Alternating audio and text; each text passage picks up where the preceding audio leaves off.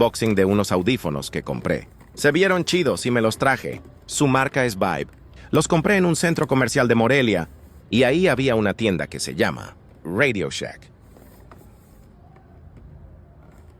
Y la verdad ya los probé y se escuchan muy bien. Los recomiendo demasiado ahora. Veamos qué hay dentro de la caja.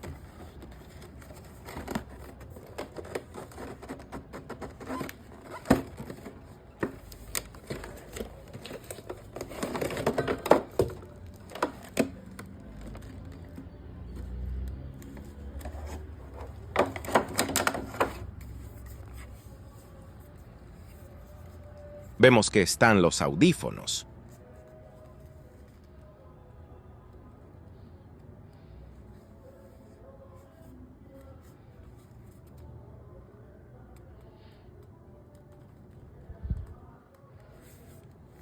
Se ven bien, pero el material es un poco chafa.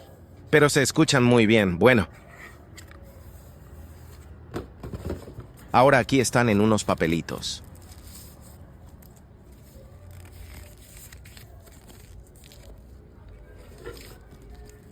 No, estas son las instrucciones.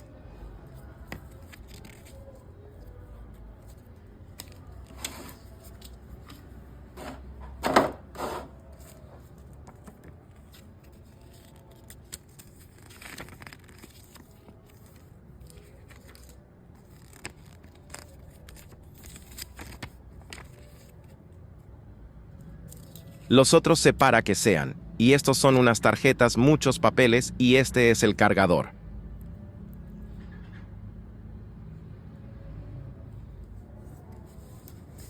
Aquí están otra vez los audífonos.